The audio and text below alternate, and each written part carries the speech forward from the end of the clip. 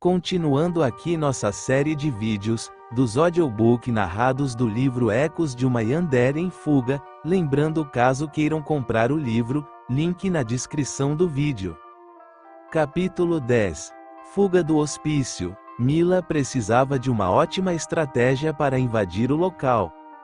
Então ele pensa em algo. Um dos homens daquele grupo chega até perto do centro psiquiátrico quando não tinha ninguém por perto na região e solta um fogo de artifício no alto e depois foge dali. Os profissionais do local se espantam com o barulho alto e ligam para a polícia.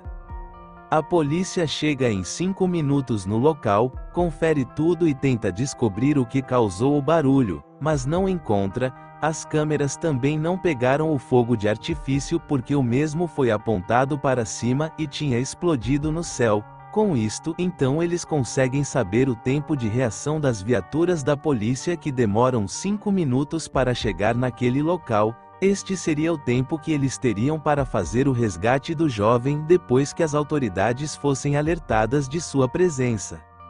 Nicholas escutou o barulho alto do fogo de artifício em seu quarto, mas pensa que é um louco, ou algum manifestante contra, ou a favor dele. Mila começa a analisar possibilidades, e então dias se passam, com todos os preparativos sendo feitos para a eventual invasão. O tempo para ela retirar seu amado dali e fugir seria curto, e também precisaria evitar uma eventual perseguição.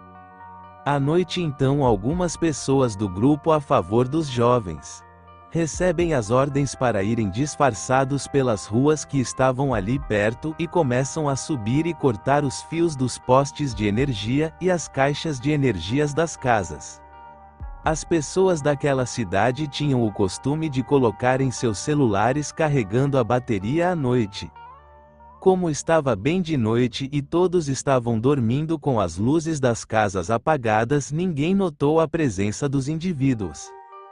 Então chega o dia, estava tudo tranquilo no lugar, os guardas vigiando as cercas elétricas e muro.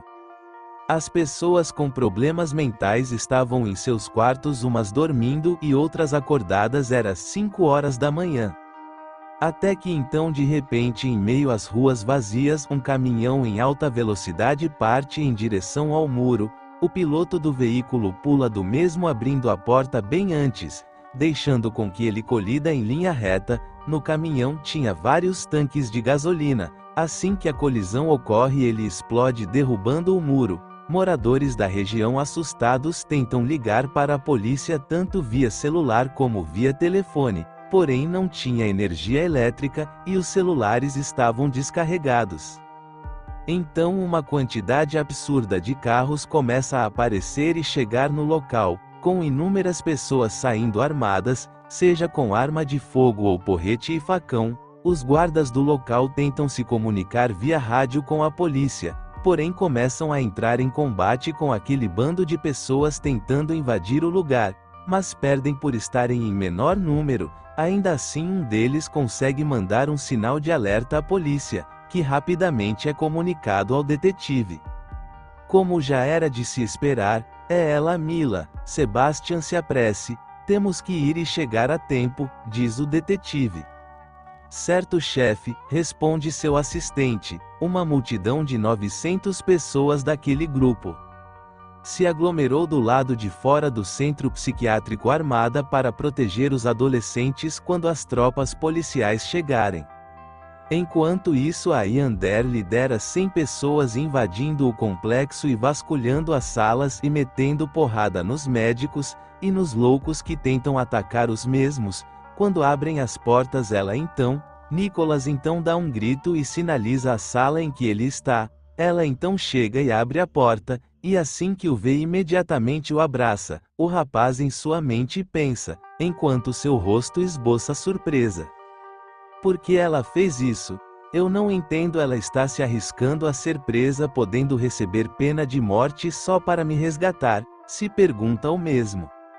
Ei amor, temos que sair daqui, a polícia vai chegar já. Vem, vamos, fala a mesma segurando a mão do jovem e puxando. Eles então saem do prédio, descendo as escadas, já que não tinha elevador. junto das 100 pessoas que fazem uma escolta ao redor. Assim que saem do local pelo muro, as viaturas policiais chegam, e Arthur em seu carro, começa a pancadaria da polícia com os manifestantes, coquetel molotov, bala de borracha, tiro. O detetive avista a garota ao longe na multidão. Ele tenta passar pelo povo aglomerado, no meio do fogo cruzado, porém era muita gente. Os adolescentes então vão até um carro e um dos membros do grupo aliado aguardava-os mesmo lá já no plano da garota. Eles entram dentro e o mesmo dirige para fugir. O investigador, já passando pela multidão, chega bem perto vendo os mesmos fugindo no carro, mas não consegue chegar perto sufocado por tanta gente. Enquanto isto, o conflito perdura horas, até que alguns membros começam a fugir de carro enquanto outros fazem uma distração. A polícia não consegue perseguir tantos carros em direções diferentes. 200 indivíduos acabaram sendo pegos, porém o resto acaba fugindo. 15 policiais e 32 extremistas defensores de Nicholas acabam mortos no conflito, e houve 326 feridos. A notícia se espalha de forma absurda, devido ao fato de que a fama de ambos e do caso já tinha chegado ao ponto de virarem ícones políticos, seja de ódio ou idolatria. Eram associados a valores. Todos agora sabiam também que eles tinham fugido. Depois desse acontecimento, os que defendiam a pena de morte no julgamento do jovem ganharam mais apoio, e com protestos o governo retirou a lei de que pessoas com problemas mentais não podem receber pena de morte ou uma pena de prisão. Assim agora, caso os dois fossem pegos, poderiam acabar recebendo tal sentença, já que seria feito um novo julgamento para Nicholas. O clima agora era bem mais tenso. Sabendo que a polícia poderia achar o carro em que eles estavam por meio do número da placa para encontrar os mesmos, o indivíduo que está dirigindo para o veículo para eles descerem, e outro companheiro ideológico chega de carro para buscar os mesmos, enquanto o anterior foge para longe, assim dificultando com que sejam encontrados. Eles são levados então a um lugar bem isolado no campo, onde poderiam se esconder por um tempo de serem vistos por qualquer pessoa. O investigador esperto, como ele sabia em qual carro os mesmos fugiram, incluindo o número da placa do carro, diferente das outras autoridades que estavam ocupadas com todo o cenário, multidão e combate, ele então começa a observar as câmeras da cidade, e tentar ver por onde foi o carro, vendo sua rota e por onde ele passou. Ao mesmo tempo, ele enviou uma mensagem mandando o governo colocar novamente a vigilância na fronteira, devido à situação crítica e à proporção que vem tomando a situação. Eles aceitam e a vigilância rapidamente é colocada de volta na fronteira, e desta vez, diferente de antes, os trens iriam sempre passar por inspeções antes de atravessarem a fronteira. Enquanto isto, os dois jovens não podiam mais perder tempo, mas ainda assim estavam com a mente muito bagunçada com a situação terrível e tiraram uma hora para pensar em algum plano. Inquietos, eles ficam parados sentados sobre uma mesa. Na sala, sentados no chão, estão alguns aliados que também não falam uma única palavra sem saber o que dizer, até que Nicholas propõe uma ideia. E se a gente cavar um túnel debaixo da terra para passar escondido pela fronteira? Propõe-no. Isso levaria muito tempo, provavelmente meses. Nós não sabemos como fazer isso. A gente não tem muito tempo antes de sermos encontrados pelas autoridades. Retruca-lhe. Existe alguma floresta que a gente possa atravessar escondido pela mata como fizemos antes? Pergunta o mesmo.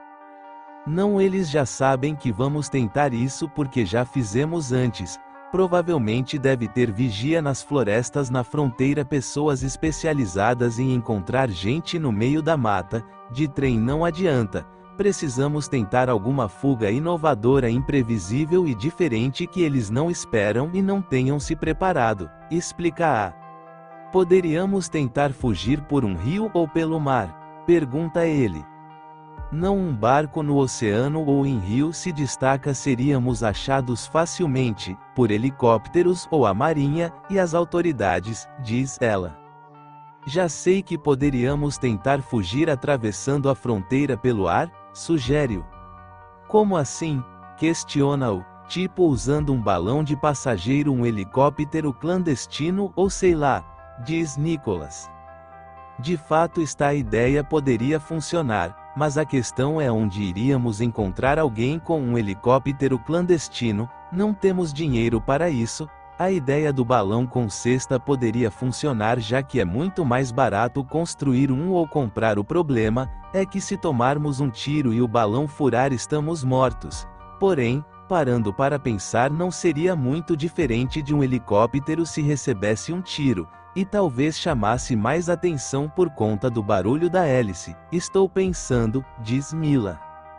Eu tenho um amigo com envolvimento com a máfia e venda de coisas ilegais. Ele pode ajudar na fuga de vocês via helicóptero, porém provavelmente ele vai querer uma grana muito alta que a gente não tem. Talvez tenhamos que roubar um banco ou algo de valor para pagar o mesmo, exclama um dos membros do grupo de revoltantes políticos. Eu tenho um plano. Podemos usar os balões, só que não tripulados, com manequins em cima para servir como distração. E aí eles vão tentar se distrair e podemos fugir com o helicóptero. Bancos têm muitos sistemas de segurança, e iria chamar muita atenção. Roubar um banco para conseguir o dinheiro da fuga seria problemático. Preciso pensar. A mesma encerra a conversa pensando. Enquanto isto ocorria, o detetive e milhares de informantes pessoais seus ficavam de olho nas câmeras do país inteiro, monitorando. Arthur estava esperando o telefone tocar e receber um aviso de algum informante com alguma pista, ou se encontrou ambos. Enquanto aguarda, ele pensa, até que Sebastian chega na sala.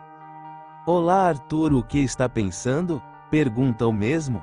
Sabe, eu acho que eu ando muito emocionado demais, e sem raciocinar. Eu sempre fui racional. Tô refletindo sobre o julgamento. Eu não sei, será que eu estou errado? O meu filho para mim não parecia ser alguém que praticava bullying, reflete ele. O que está dizendo? Você antes era o melhor detetive da cidade, agora você é o melhor detetive do país. É seu filho, você conhece ele muito bem. Não se engane, aquela garota é uma assassina maluca, porém muito esperta. Os planos dela sempre são imprevisíveis. Só você teve capacidade o bastante para descobrir todas as artimanhas. Aquilo no tribunal só deve ser mais um truque. Infelizmente as leis de nosso país são terríveis e injustas. Fico triste que talvez os assassinos de seu filho possam ficar impunes novamente, retrucar o assistente. É, realmente você tem razão, eu devo estar pensando demais. Acho que é por conta do cansaço exaustivo que ando tendo para desvendar este caso, exclama Vicente. Sim, infelizmente as coisas estão complicadas. Vai ser bom descansar depois que isto tudo acabar. Capturar esses dois vai ser o seu maior troféu e honra como detetive. Meu amigo, eu quero te dizer uma coisa: se você tiver que matar ambos os jovens, eu não vou suportar ver você sendo preso. Acho que neste caso eu me sacrificaria para você atravessar a fronteira do país. Que irônico, RSRSRS, diz ele. Você é o melhor assistente que um detetive poderia ter. Obrigado, amigo. Sei que deixar minha herança e meu legado com você não é um erro. Já fiz meu testamento, pois tenho medo de morrer quando eu me deparar com os dois assassinos, aquele garoto e principalmente aquela garota. Que nós tenhamos sorte desta vez, RSRSRS, elogia-o. Desta vez vamos nos preparar bastante para o que ocorrer, expressa-o. Em seguida o mesmo sai da sala em que o investigador está. Ele então pega uma arma e coloca no bolso, e colocar vários pentes guardados no bolso. Ele alarga seu terno com o dedo por conta do calor, revelando um colete à prova de balas por debaixo do mesmo, e mexe na arma do detetive.